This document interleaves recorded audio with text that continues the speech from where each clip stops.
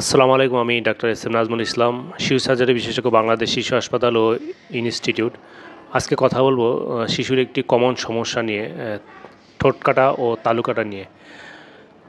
এখন আসি যে ঠোঁট কাটা ও তালু কাটাকে আমরা প্রায়শই দেখি অনেক বাচ্চাদের ঠোঁটের এখানে গ্যাপ, দাঁতের এখানে যে গাম থাকে, গামে গ্যাপ থাকতে পারে, তালুতে গ্যাপ থাকতে পারে।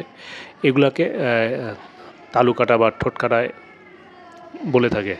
সাধারণত দেখা যায় যে 600 থেকে 1000 জন বাচ্চার মধ্যে একজনের এই তালু কাটা বা ঠোঁট কাটা সমস্যা থেকে থাকে।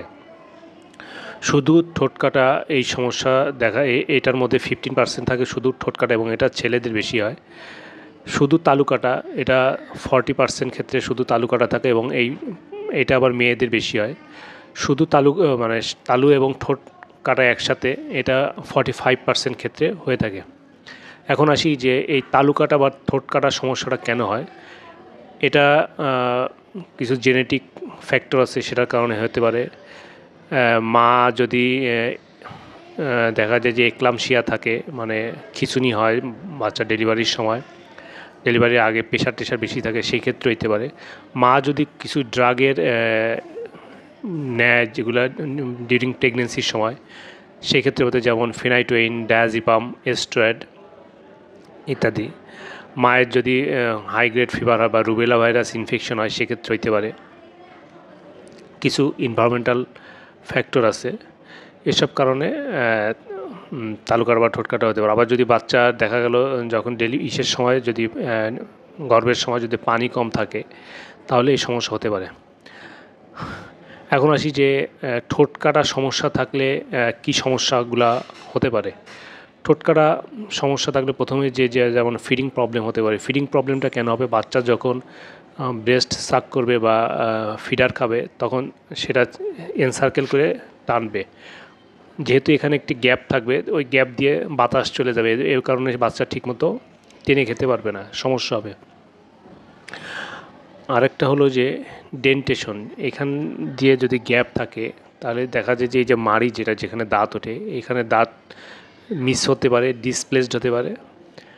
আরেকটা হলো যে স্পিচ, বাচ্চা যখন কথা বলবে, কথা বলার সময় বাতাসটা এই গ্যাপ দিয়ে বের হয়ে যাবে, ফলে দেখা যাবে যে বাচ্চা ঠিকমতো শব্দ উচ্চারণ করতে পারতেছে না।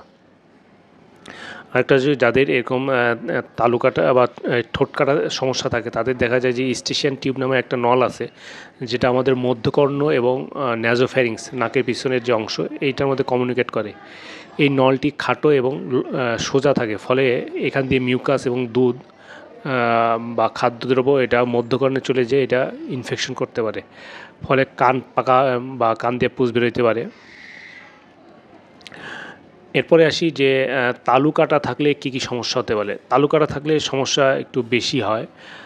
প্রথমে আসি যে ফিডিং প্রবলেম। তালু কাটা থাকলে দেখা গেল যে আমাদের নাকের এবং মুখের মধ্যে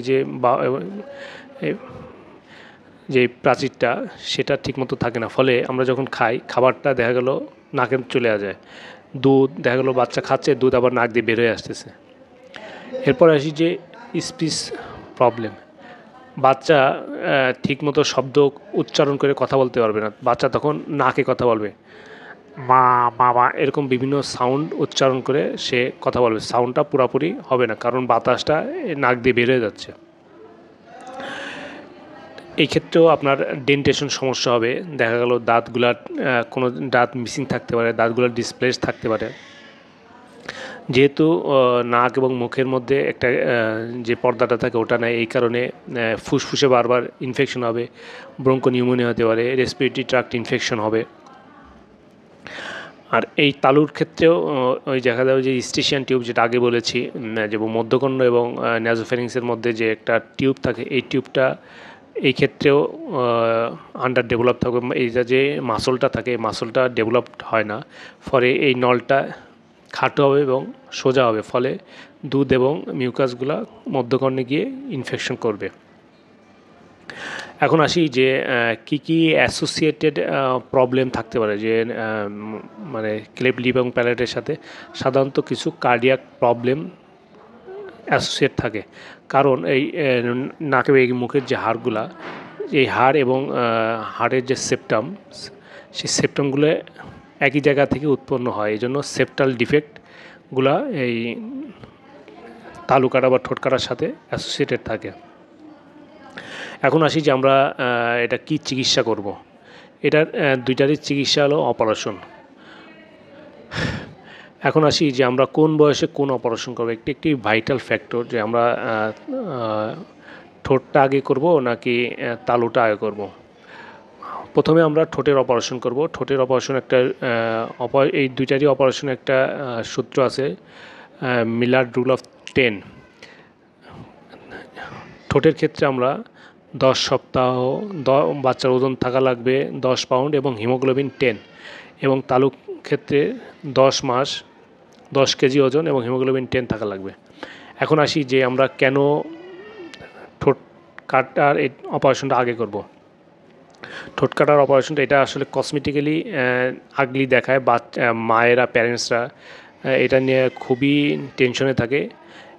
এজন্য এটা আমরা আগে করব এবং এটা 3 মাসের দিকে করলে, সাধারণত এটা আমরা 3 থেকে 6 মাসের দিকে করি অপারেশন।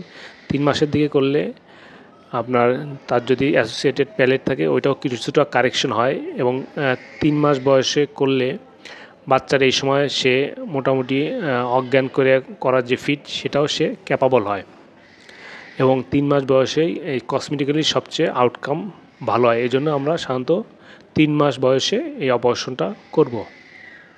এখন আসি যে আমরা তালুকাটা অপারেশন, এই তালুকাটার অপারেশনটা আমরা কেন 10 মাস বয়সে করব। এটা সাধারণত আমরা 6 মাস থেকে 10 মাস বয়সে বা 12 মাস বয়সের মধ্যে এটা আমরা করে ফেলি। এটা কেন আমরা ঠোঁট কাটার সাথে করি না, কারণ এটা আগে করলে আমরা যে ফ্লাপ যেই মাসলটা আমরা সেলাই দিই এটা ডেভেলপড ভালো হয় 6 মাসের দিকে। এই জন্য আমরা এটা 6 মাস থেকে 12 মাস এই সময়টার মধ্যে এটা করে ফেলবো। বেশি পরে করলে যে সমস্যাটা হবে, যদি ফোনে এসে যায়, মানে আমরা যদি কোনো বাচ্চা যদি কথা বলা শুরু করে দেয়, সেই যে শব্দটা যেটা একবার অল্টার্ড হয়ে গেছে নাকে কথায়, সেই শব্দটা কিন্তু পরে আর চেঞ্জ হয় না। এজন্য আমরা বাচ্চা সাধারণত 1 বছর বা 10 মাস বয়স পরে থেকে কথা বলা শুরু করে। এজন্য আমরা এই অপারেশনটা অবশ্যই 1 বছরের মধ্যে করে ফেলবো। আমরা আর্লি করি না, কারণ যে মাসলটা ডেভেলপ করা লাগবে এটা আপনার 3 মাসের দিকে এটা ভালো ডেভেলপ হয় না। এই জন্য আমরা ভালো একটা ফ্লাপ নিতে পারবো না এবং ফেইল্ড অপারেশন হওয়ার সুযোগ থাকে। আরেকটি কোশ্চেন যেটা আমরা মায়েরা আগে বেশিরভাগ ক্ষেত্রে করি, যে আমরা যদি অপারেশন না করি, এই যে ধরেন আমাদের কাছে 1 সপ্তাহ বা 1 মাস বয়সে আসলো, সেই ক্ষেত্রে আমরা তাদের কি কাউন্সেলিং করব। একটা হলো যে লম্বা হাতলওয়ালা চামচ দিয়ে খাওয়াবে মা তার বাচ্চাকে। বুকের দুধ টেনে খাওয়াবে না, বুকের দুধ গেলে বাটি চামচের মধ্যে খাওয়াবে এবং লম্বা হাতলওয়ালা চামচ দিয়ে, এবং দুধটা সে জিহ্বার পিছনে দিয়ে দেবে বাচ্চা, যাতে এটা কোনো কারণেই নাকে চলে না যায়। আর একটা হলো যদি বারবার মানে ফুসফুসে ইনফেকশন হয় বা ব্রঙ্কো নিউমোনিয়া হয়, তবে অবশ্যই দ্রুত ডাক্তার দেখাবে। খোদা হাফেজ।